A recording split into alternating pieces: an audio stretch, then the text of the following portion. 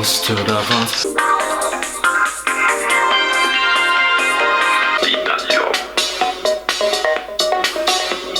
Shipage les bonnes, and welcome back to the channel. Today we're going to be previewing the first 3 stages of this year's Tour de France, which happen all around the Grand Départ location of Nice, the southern city of France, where the rich and famous would go on their holidays, is now hosting the Tour de France. For the first time since 2013, we will be back in Nice, but we all know Nice pretty well. Every year we have Paris-Nice, and on the Promenade des Anglais, and guess where we are starting stage 1? Yes, that's right, not the Promenade des Anglais, but very near to it.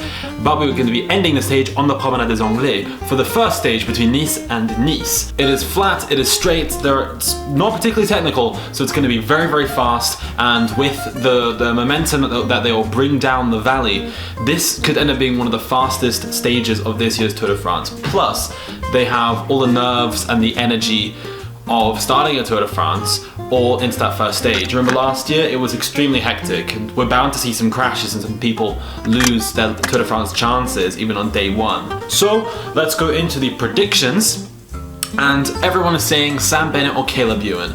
Caleb Ewan is probably one of the big favourites. He hasn't been on that good form. He won a stage at Wallonia, yes, I know. But Caleb Ewan is not on the winning form that he was on last year, when he came out this year with stage wins, then went into the Tour de France and won some stages.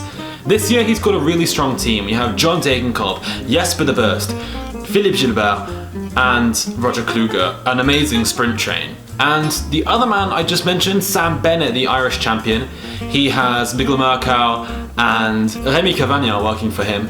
It's not the strongest train in the world, but Murkow is a fantastic leader man. Bennett has been on mixed form. He won a stage at Wallonia as well.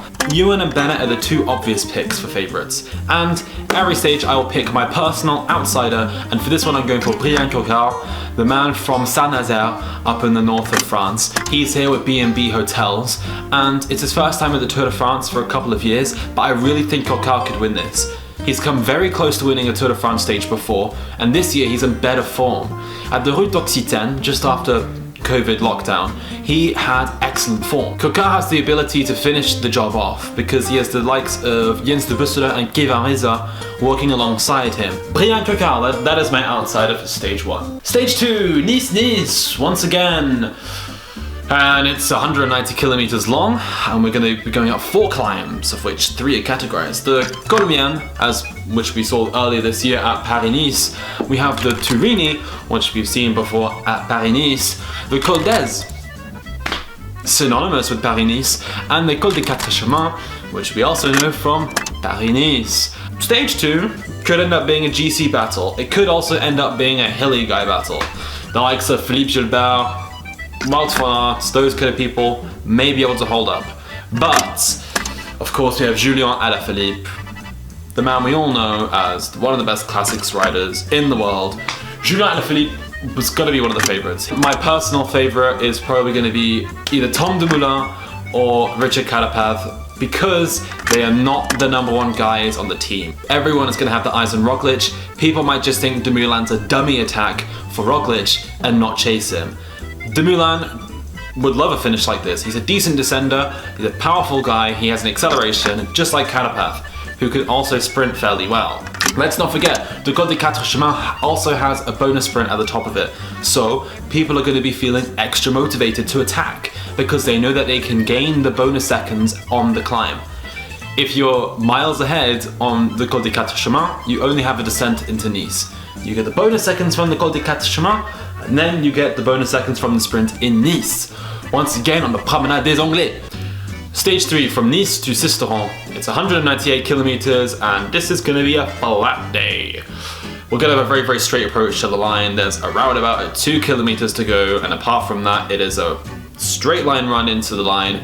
We have 4 category climbs, the last of which is 50 kilometers from the line, so it will not really make a difference, and we're not going to get the sea breeze from the Côte d'Azur because we are heading inland. As we head away from the coast, we'll see all the lovely things on the way to Sisteron, like the Provençal lavender fields and the old medieval towns that we all love about the Tour de France in the south of France.